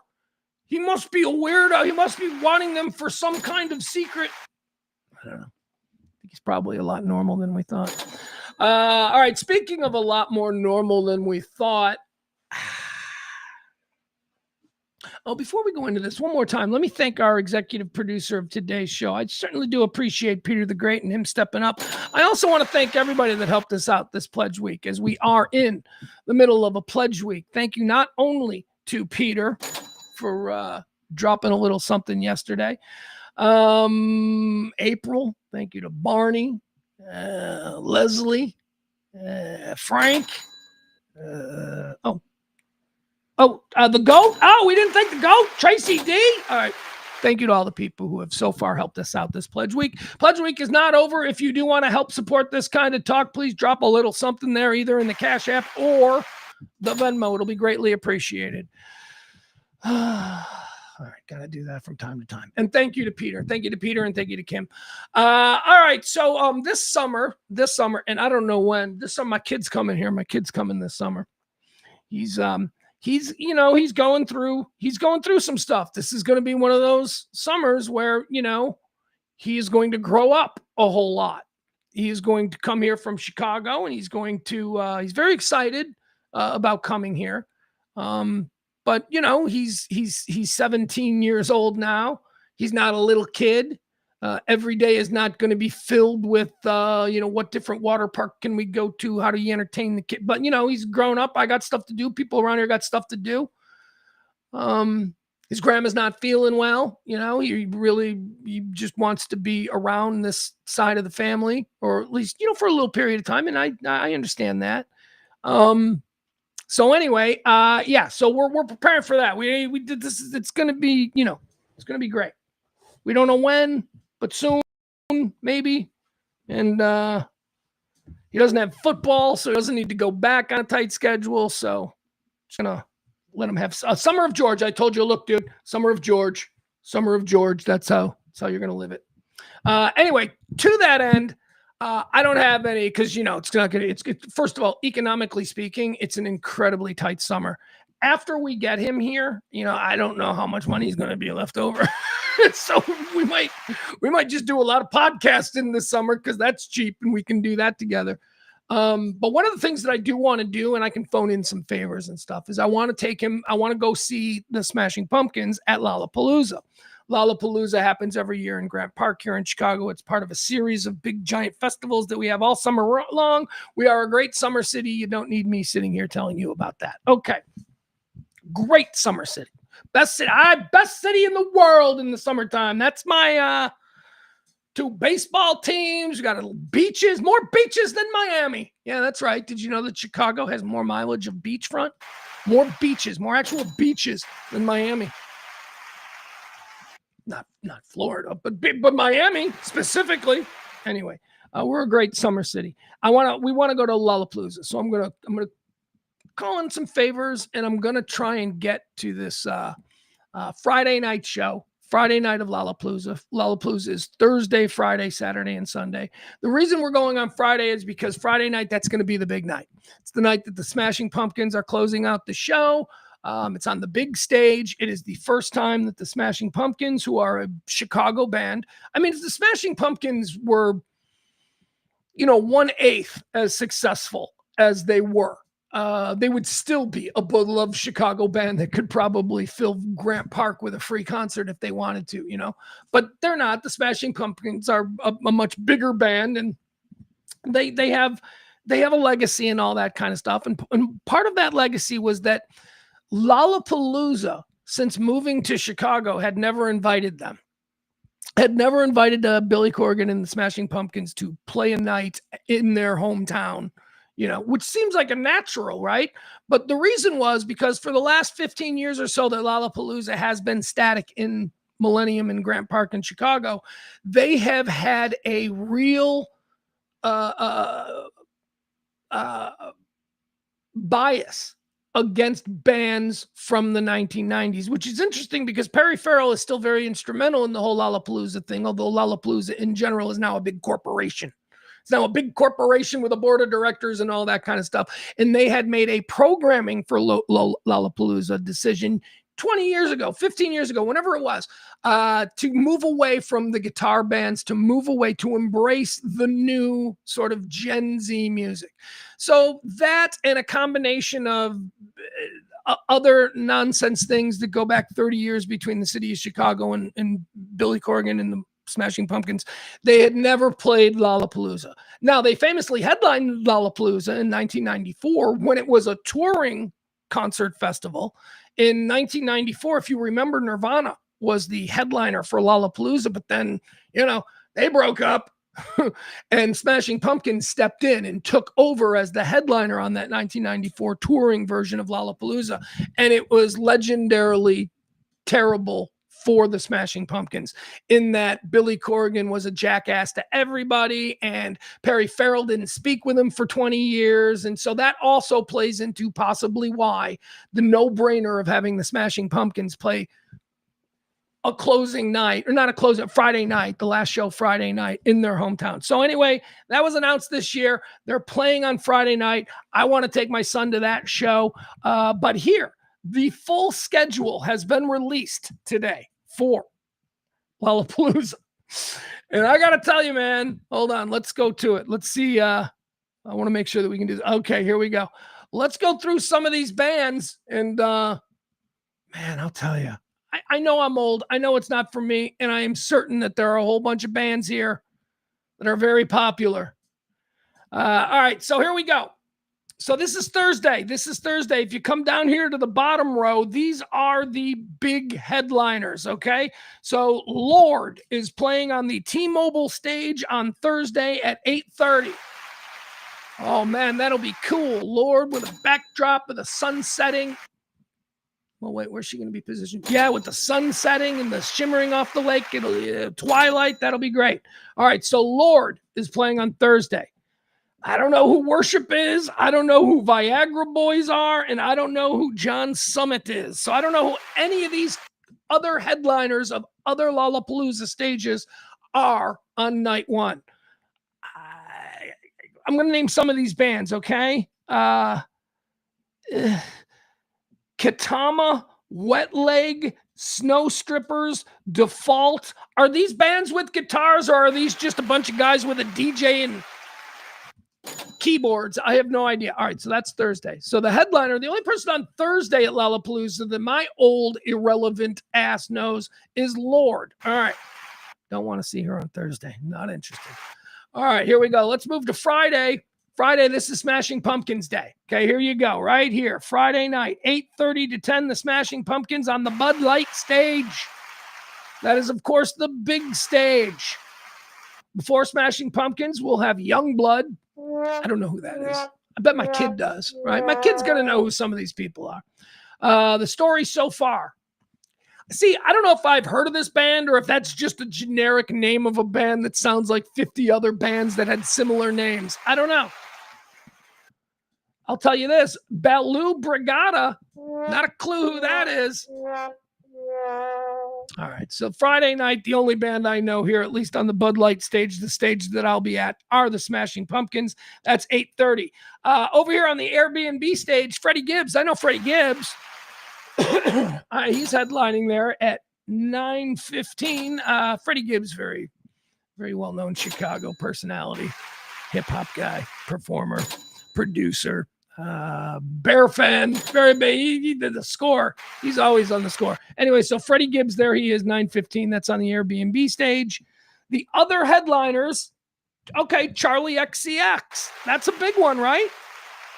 Charlie XCX is going on. So you can't see Charlie XCX and the Smashing Pumpkins. Well, they're probably playing like a half mile away from each other, right? Because if one is on the T-Mobile stage starting at 8:40, that's Charlie XCX, and the other is on the Bud Light stage, that's going to be the big one. I'm sorry, Charlie XCX, but the Smashing Pumpkins Bud Light stage, that's going to be a turn. That's going to be like 500,000 people. It's not only going to, it's going to be all older parents. It's going to be, trust me, Chicago's going to turn out for that Smashing Pumpkins show. It's going to be Obama-esque. Remember Obama in Grant Park giving okay, you know what I mean. All right, so anyway, I don't know any of these other bands. I don't know. Lynx, Notion, Side Piece. I think I've heard of them. Or is that just a word I've heard used before? No clue. All right, let's move to Saturday. Here we go. Saturday night at Lollapalooza, the headlining bands, Olivia Dean, she's on the T-Mobile stage. Disco Lines, that's on the Perry's stage. DJ Trixie Mattel is on the Airbnb stage, and Jenny is on the Bud Light stage. Jenny would obviously be, or maybe even Olivia Dean. I don't know who Jenny or Olivia Dean are, but they are closing out Saturday night on major stages. So that means that they are very much a part of the machinery. And somebody must be expected to show up for them. Jenny and Olivia Dean. No clue.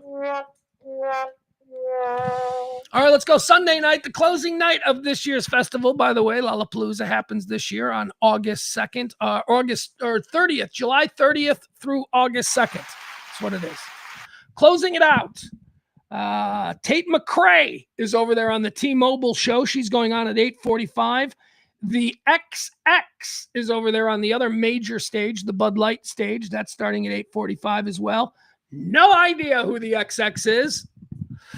Addo, no idea who that is. They're on the Airbnb stage also. They're actually the last show to debut at this year's Lollapalooza. ADO, going on at 9:15 at the Airbnb stage. The Bud Light stage puts its last act out there at 8:45, and T-Mobile does the same. So look at that, 9:15. So I guess if Ado, somebody I've never heard of, Ado over there on the Airbnb stage, if he wants to say he closed out Lollapalooza 2026, he can. All right. Yeah, I'm going to go to the Friday night show specifically for the Smashing Pumpkins, and that'll be our big extravagant thing this summer. That'll be the thing I will work towards. It's going to be fun. It's going to be fun. I've always, I like going to concerts with my kid. I especially like now that he's old enough that, you can have a real concert going experience with him, because early on in us going to concerts, a lot of it was like, now young man, here's what you're seeing and here's what you know what I mean? It was like that kind of dynamic. But now it's like more of, especially with a band like the Smashing Pumpkins, who he is every bit as familiar with them at this point as I am. This will be the second time he's seeing them, he's familiar. So it'll be fun. It'll be fun to go and hang out with him as somebody who is at least culturally on an even plane. Right? You're still my son, young man. You'll still do what I say. But other than that, culturally, your opinions were on an even plane. And this will be an enjoyable intellectual experience, both culturally and, just from a father-son. That's what I look forward to. All right. What else do we have today? All right. I want to play something for you. We're going to leave you with this today. Excuse me. I want to play something for you here. I don't know what's going on here. All I know is that there is a class of people who do live streams, and they do real fantastic over-the-top content that makes people go, oh, and then that goes viral. Never heard of these people. Half of them I'll never see again, but they seem to have some kind of successful imprint. So here's a guy who does a live stream, and this chunk of the live stream went viral. And the premise of the live stream is that he has an OnlyFans model with him. You know what an OnlyFans model is? Basically, it's just a normal girl who's like, I'm not a porn star, but does basically everything that a porn star does. Whatever, I'm all about women being sexually empowered, but I'll also tell you what, society is going to say about it. Not me. I'm not a member of that band of jackals we call society. I'm an observer. So I got no problem with it, but there is a sort of social degradation that one must carry if it's made public that maybe you're an OnlyFans model. There are people that are going to go, oh, okay, I just learned a whole lot about what kind of person she is.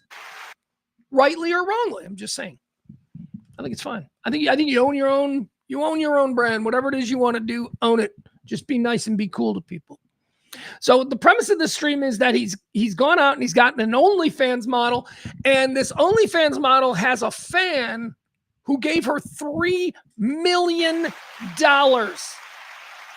which is, we're like, what? But it happens all the time, guys. Happens all the time.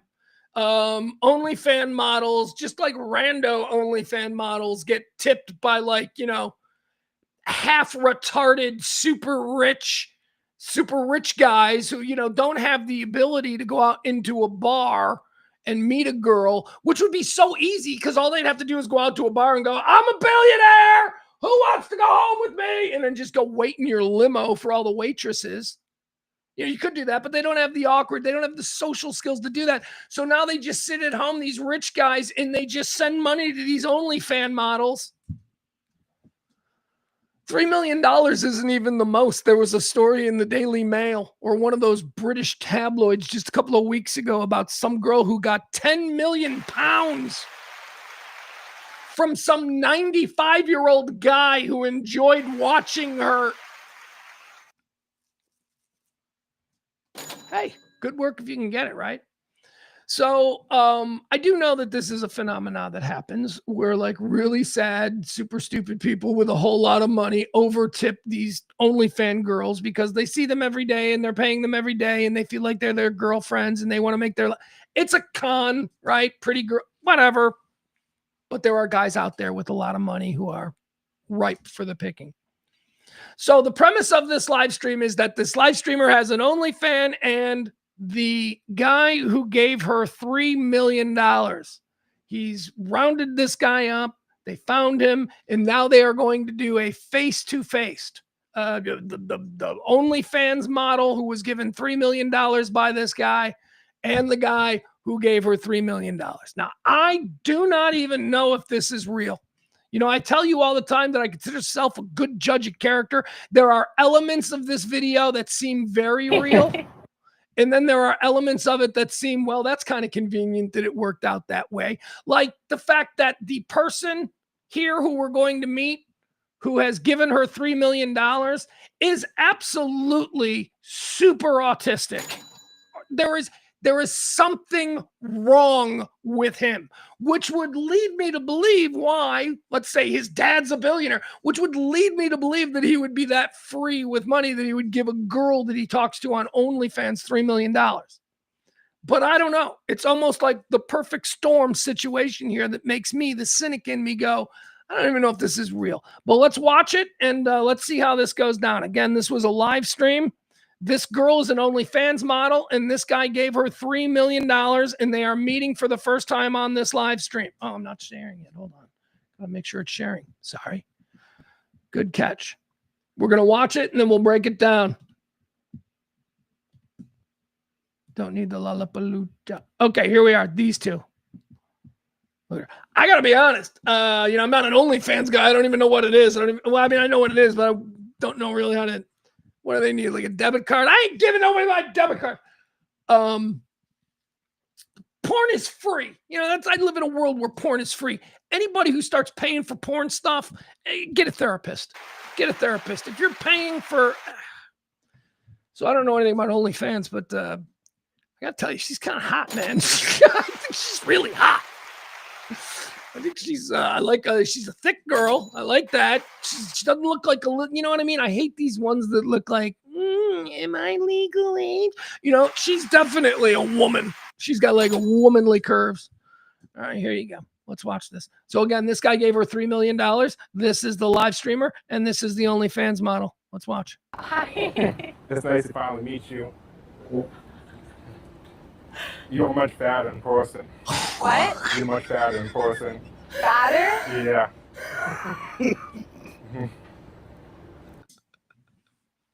He gave her $3 million. He sits down with her, and the first thing he says is, "You're much fatter in person." And her response, she doesn't know how to respond. She's not good at this. There is a way, if she was like, really good at this, there is a way that she could have handled this better. But let's keep watching. Again, he sits down and he says, "You're a lot fatter in person." Man, I think she's kind of perfect. I think she looks great, but okay, whatever. Let's listen one more time. Where is he? I want to get it from the beginning. Yeah, all right. It's nice to finally meet you. You're much fatter in person. What? You're much fatter in person. Fatter? Yeah. Motherfucker's gonna charge back. Oh my god. What kind of things are you into? I don't really want to talk to you after you said that. That was so mean. He gave you $3 million. You can handle this better. You can get through this little thing that you're doing here and then just move on with your life and never see him again. You don't have to act like, yes, we know it was rude. He's obviously something wrong with him. There's obviously something wrong. You can react better. You were just given $3 million, lady.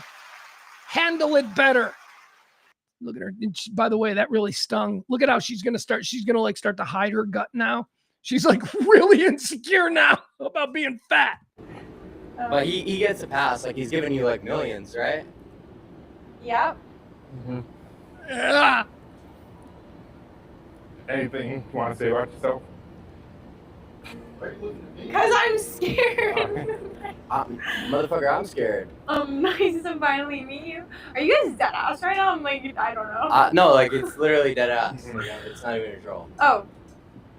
Like most of them are like the scripted What kid says that? What dead ass mean? Serious, right? Are you guys serious? That's what dead ass means? Are you dead ass right now? I think that my kids always like, "You dead ass right now?" What does that mean? Was it serious? Does it mean serious? Does it mean I don't understand half the words you use anymore? Are you dead ass? He's like, actually. I'm like, I don't know. No, like it's literally dead ass. It's not even a troll. Oh. Like most of It's literally dead ass. It's not even a troll. Okay. It's serious. He's not kidding. All right, there you go. Little translation. Some are like the scripted fake podcast, but this motherfucker is like actually your top spender. So I want to know, what do you bring to the table dating-wise? Wait, I'm sorry, guys. I can't focus. I don't know. Like whatever we talked about. She has absolutely no skills whatsoever. I don't know how old she is. She might be very young. She might be an 18-year-old or a 19-year-old who looks like a 30-year-old MILF, right? That might be, but I don't know. She's not handling this well.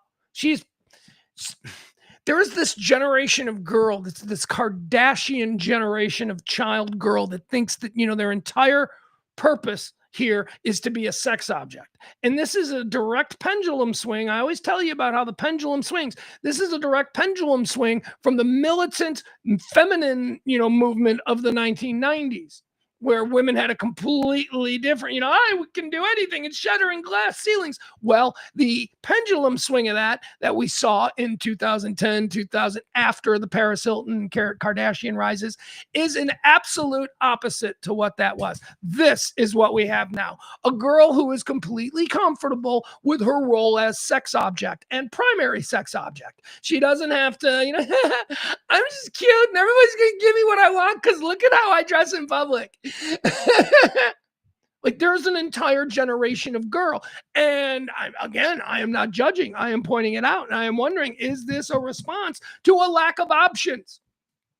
Do we have a generation of female now who is looking, as I can tell you, as a man in his 50s who is looking at his options going, lack of options? I wonder what somebody who is 20, a girl who is smoking hot, is she still saving herself or is she cashing in because she sees the rise of robots and AI and the elimination of jobs and careers from left to right?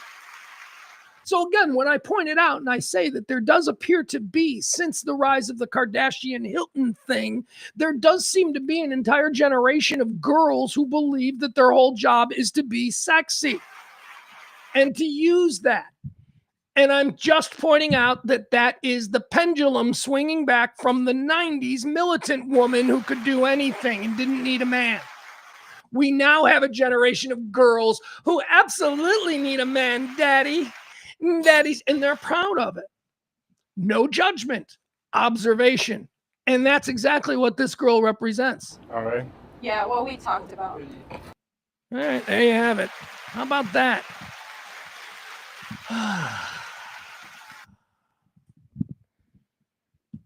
I mean, I don't know if it's all girls. I don't know. To be honest with you, I don't know a whole lot of young women anymore. But I do, I see them on social media, and I understand that half of them are probably bots or whatever. But, there is a comfort, and they'll justify it by owning my sexuality.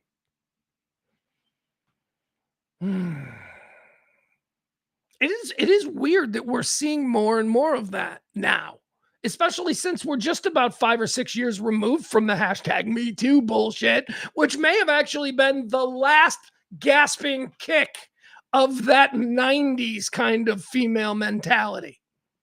I mean, that girl right there, that girl that we just saw, do you think that she's like ever gonna say hashtag Me Too? Or is she inviting that? As long as there's a financial payoff, which again is her decision, and there is no judgment. There is observation. You right now are probably rendering judgment. I don't know. The world is so fucked up. I mean, is whoring going to be an honorable profession in 100 years? Is whoring going to be an honorable profession in the next 5 years? Whatever, I don't care. You want to know what I know? I know that if I was a beautiful 20-year-old girl, with my current moral sort of worldview, my current self-awareness, although it would probably be a different self-awareness if I was like a really hot 20-year-old girl. But I can tell you, the way I struggle now, if I was a 20-year-old girl, or if I was even, maybe my age as a woman, if I was still hot, which there are some, OnlyFans. I would absolutely be doing OnlyFans. Absolutely. No judgment. How are we supposed to stay afloat in this current world? We are being limited by choices. And if you're going to start throwing morality and how I should be able to look, Roger Clemens was born with a lightning bolt in his arm.